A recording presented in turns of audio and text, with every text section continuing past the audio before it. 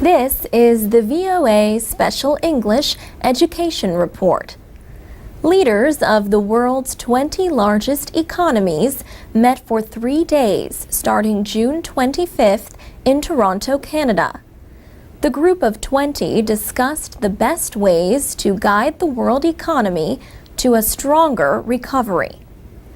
The G20 is 19 countries and the European Union. Before the meeting in Toronto, international charities held the first ever Girls 20 Summit. The goal was to bring the economics power of girls and women and the importance of women's issues to the attention of G20 leaders. Organizers invited 20 young women from each of the G20 member countries. They discussed the United Nations Millennium Development Goals and better ways to meet them. The goals include cutting poverty, improving access to health care, and providing education to all children. 19-year-old Anwar Basunbui from Saudi Arabia said many Saudi women are interested in working, but they need permission from their husband or other male guardian. And there are restrictions on the professions they can join.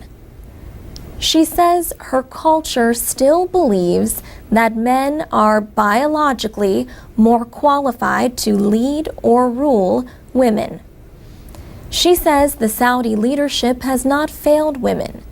Saudi women have not yet asked for what they want.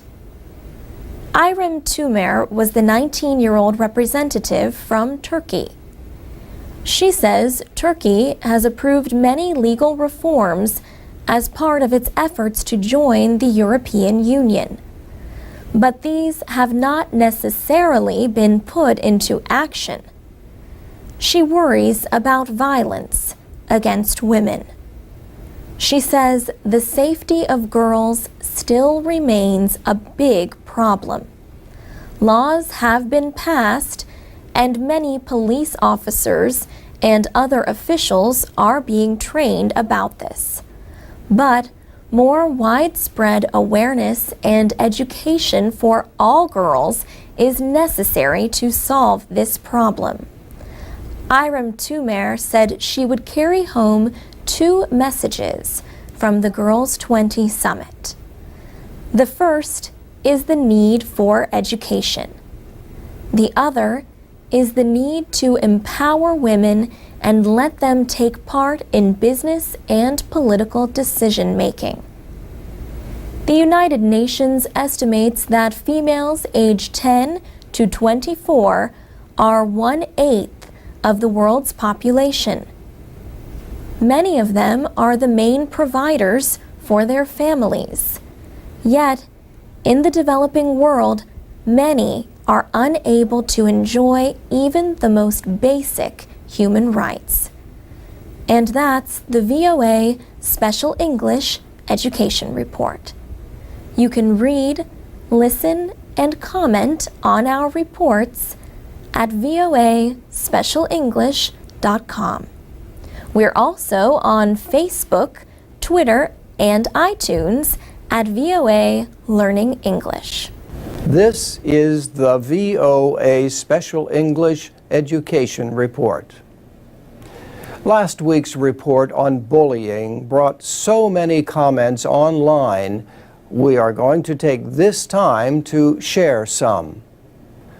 One person who gave no name or country described an experience with a parent-teacher association. I have been a victim of bullying in a PTA group. It is not just a problem for teenagers. Adults also engage in bullying activities, but it is usually verbal abuse by spreading lies to ruin your reputation or isolate the victim from the rest of the group. Since we are the role model of the next generation, our behavior will shape the future society. Vicky in Taiwan still remembers being scared by bullies in junior high school. And Jung Kim wrote, "Even we Koreans are made fun of by our own. If you're not cool with the popular people, you will be laughed at." Jeannie from Brazil says children should be taught to respect differences. And Kelly in the United States suggested that parents should spend more time with their children. If they are taught to be considerate when they are very young, they will not treat other people in a mean way. Joruji in Japan called for improving communication among students, parents, and teachers. Farshad, an Iranian in the United States, and Salim from France both suggested using psychologists in school to help control the problem. Some people complain that bullying is not always taken seriously.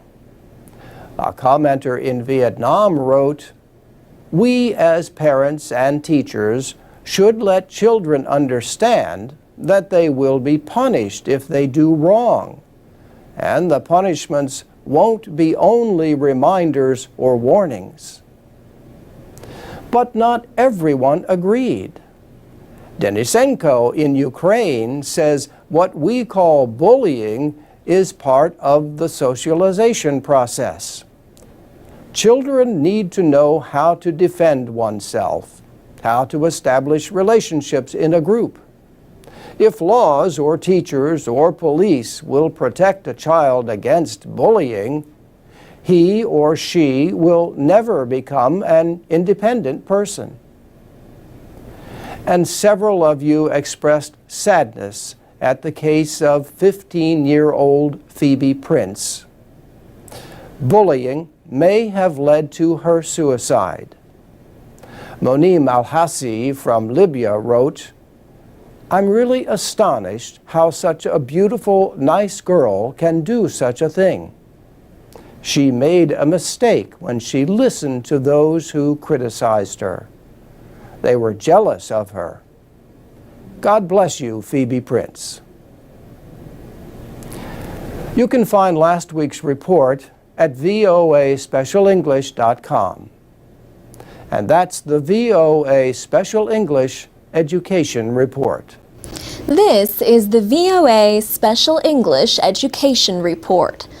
Halt International Business School has campuses in Boston, San Francisco, London, Dubai, and Shanghai.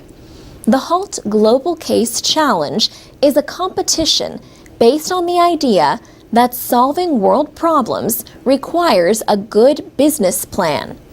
Teams compete for prizes of $1 million to help an organization with efforts to solve problems like hunger, poverty, and disease.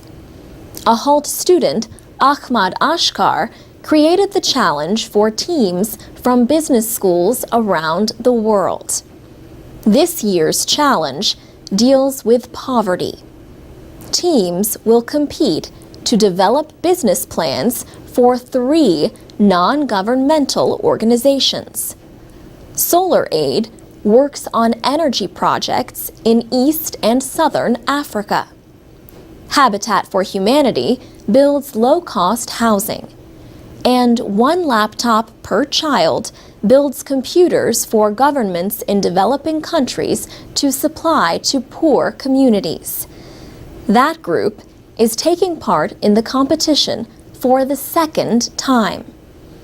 David Batley from Solar Aid says his group works with local entrepreneurs to bring power from the sun to rural communities. I think the winning team will be one that uses a combination of really innovative thinking and taking account of the practicalities of operating in Africa and the challenges that represents. Sandy Parakilas took part in the first competition in 2009. The challenge that year was to help an organization reach 100 million people in 5 years.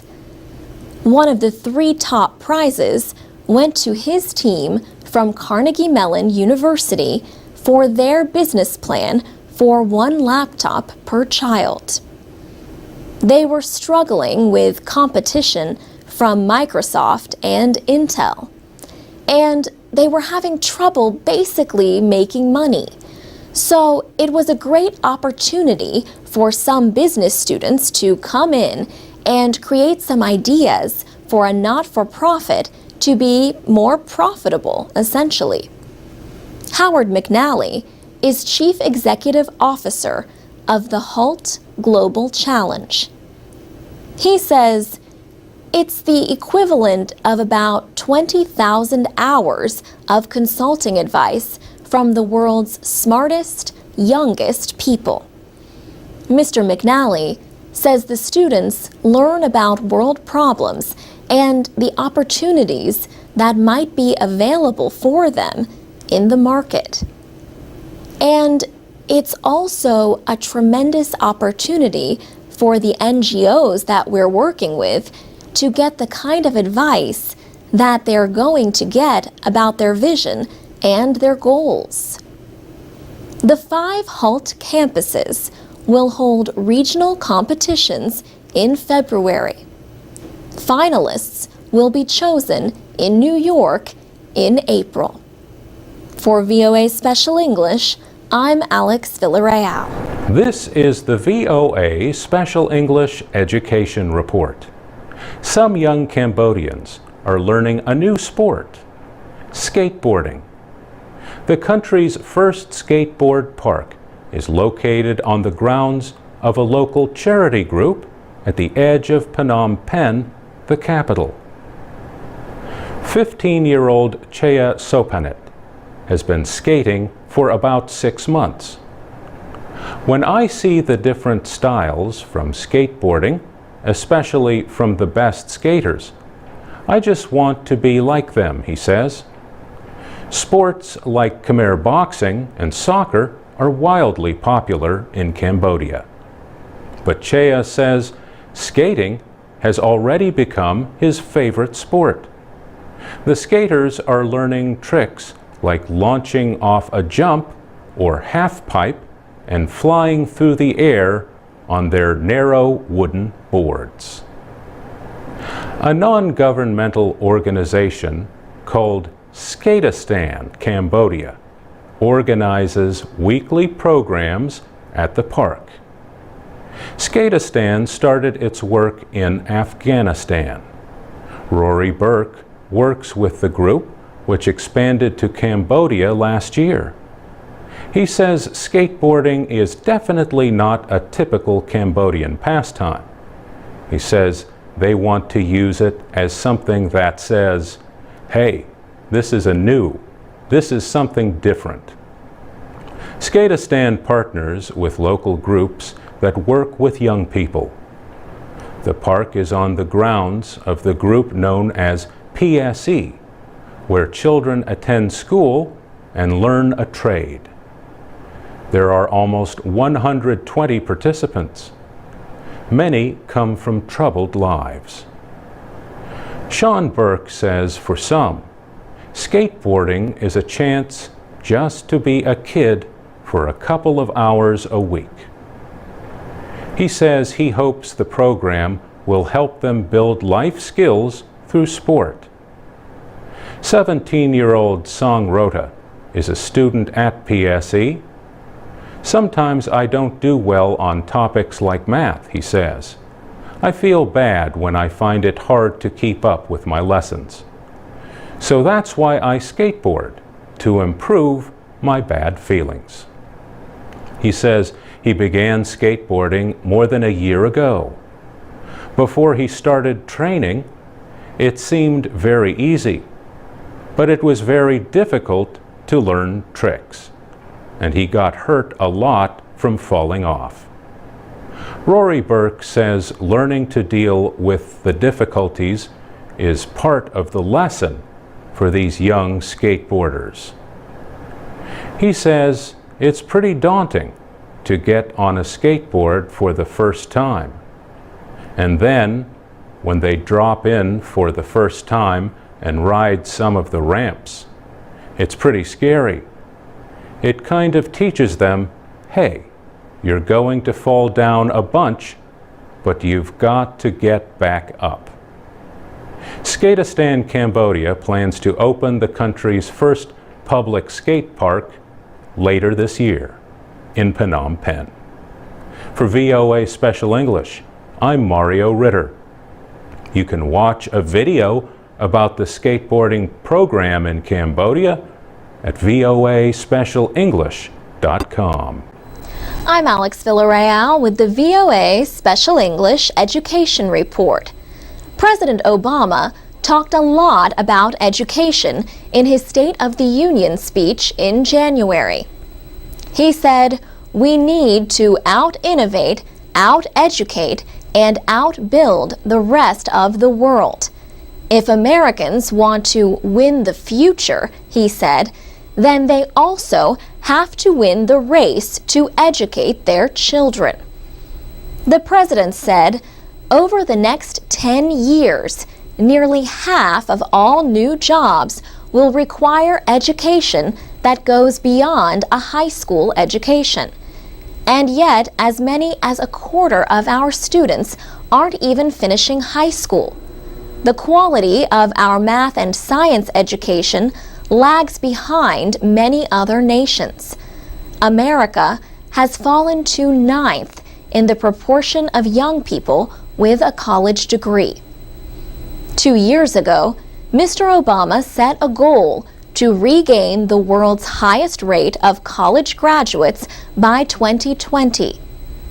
He says the responsibility to give every child a chance to succeed begins not in classrooms, but in homes and communities. He said, "Only parents can make sure the TV is turned off and homework gets done. We need to teach our kids that it's not just the winner of the Super Bowl who deserves to be celebrated, but the winner of the science fair." President Obama talked about his Race to the Top competition. It offered states money to develop plans to improve teacher quality and student performance. Also, he called for preparing 100,000 new teachers in science, technology, engineering, and math over the next 10 years. Mr. Obama offered to begin debate with Congress on immigration reform, and he linked that issue to education. He said, "Today, there are hundreds of thousands of students excelling in our schools who are not American citizens. Some are the children of undocumented workers. They grew up as Americans and pledge allegiance to our flag, and yet they live every day with the threat of deportation. Others come here from abroad to study in our colleges and universities. But as soon as they obtain advanced degrees, we send them back home to compete against us."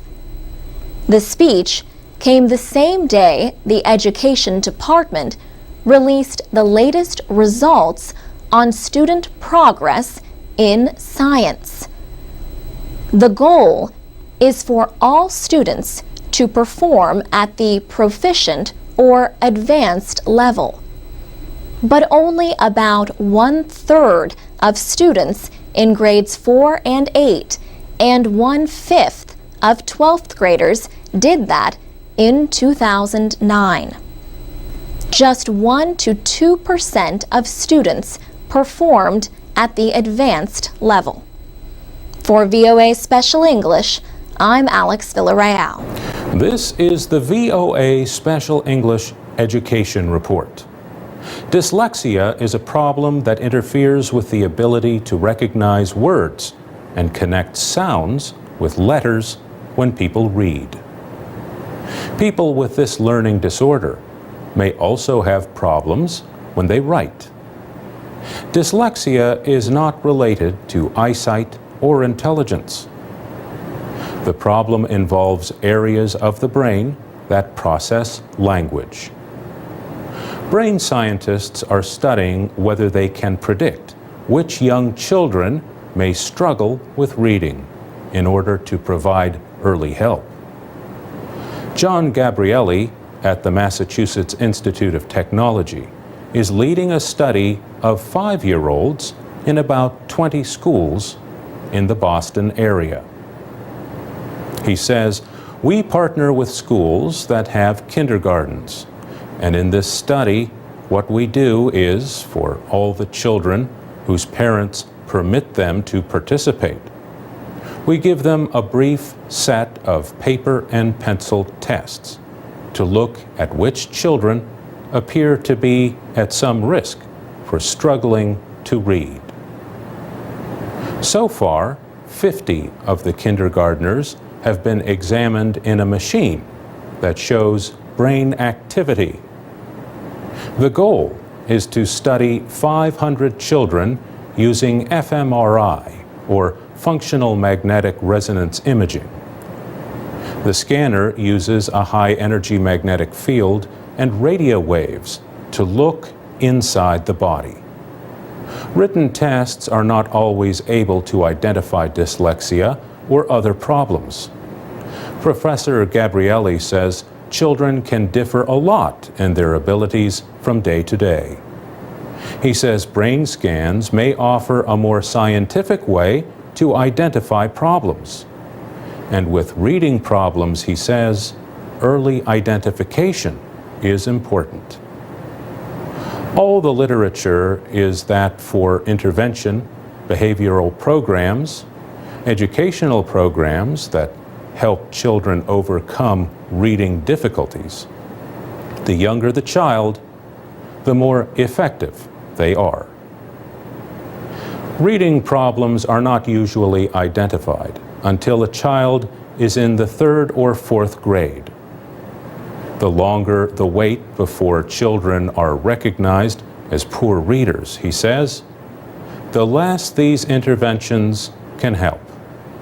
And, as Professor Gabrielli points out, poor reading can make education a struggle. Reading is everything. Even math and science have textbooks. During the brain imaging, the children are given tasks related to reading. They work with letters and sounds of language. The brain scans measure the extent to which certain parts of the brain become active while the children do the work. The neuroscientists say they are pleased with the early results, but still have a lot more work to do on the study. For VOA Special English, I'm Mario Ritter. For more education news, plus activities for learning English, go to voaspecialenglish.com. This is the VOA Special English Education Report. Millions of high school students have read To Kill a Mockingbird. The novel by Harper Lee offers moral lessons about racial justice and respect. It tells the story of a young girl named Scout and her father, Atticus Finch, a lawyer. He defends a black man wrongfully accused of raping a white woman. In the end, an all-white jury sentences Tom Robinson to death. The book is set in the American South in the 1930s, but it was published 50 years ago on July 11th, 1960. It came out as the civil rights movement in the United States was gaining strength. Laws and customs in the South, however, still kept blacks and whites mostly separated. A mockingbird is a kind of gray songbird. The book gets its title from something Atticus Finch was told in his childhood when his father gave him a gun. Atticus Finch says his father told him it was a sin to kill a mockingbird because they don't hurt anyone, they just make music. Melinda Bird Murphy is head of the Alabama Center for Literary Arts. She says the moral of the story is be kind to one another, show human empathy and sympathy. Ms. Bird Murphy has read the book 4 times. She is a native of Harper Lee's hometown of Monroeville, Alabama. The author, who published only the 1 novel, is still alive, but rarely speaks publicly. Some people say To Kill a Mockingbird treats racism in a way that is simplistic, even offensive to blacks, and out of date in today's America. Still, it has been translated into more than 40 languages and has sold over 40 million copies. It won a Pulitzer Prize and is often required reading in high school. Gregory Peck won an Academy Award for playing Atticus Finch in the 1962 film version. The story takes place in a town that Harper Lee called Macomb, but she based the characters on real people she knew growing up. Since then, Monroeville has changed a lot. A number of African Americans serve in the local government. The courthouse, made famous by the book, is now a museum. A small shop and a fast food restaurant called Mel's Dairy Dream have replaced Harper Lee's childhood home. In Monroeville and around the country, fans of To Kill a Mockingbird are celebrating its 50th anniversary. Events include readings, discussions, and movie showings. And that's the VOA Special English Education Report.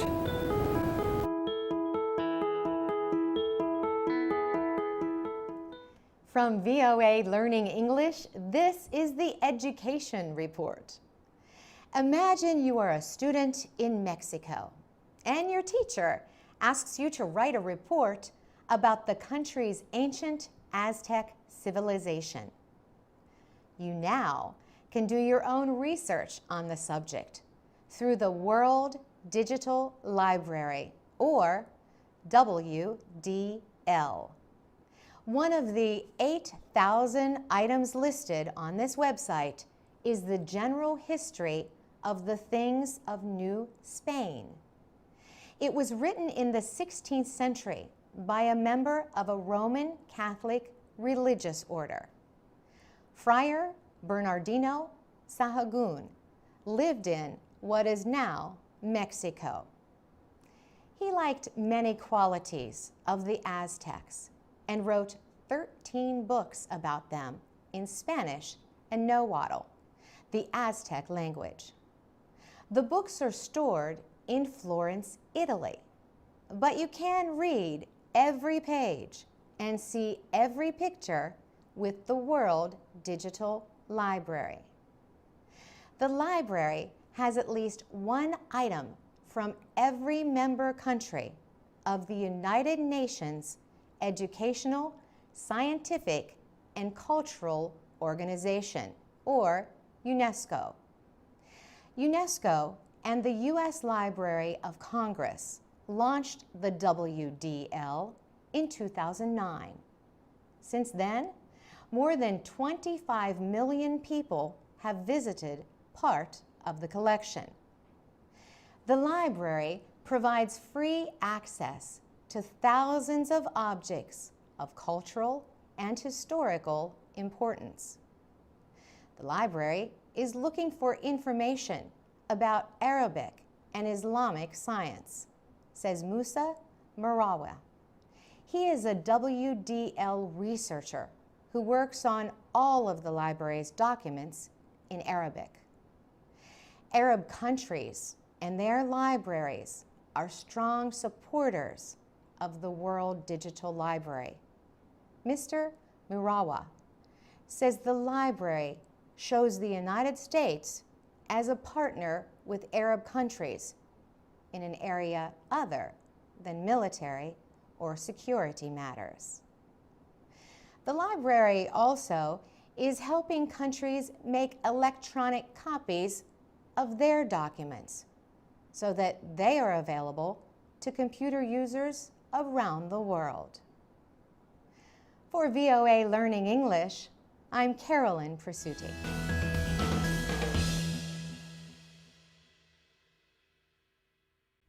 This is the VOA Special English Education Report.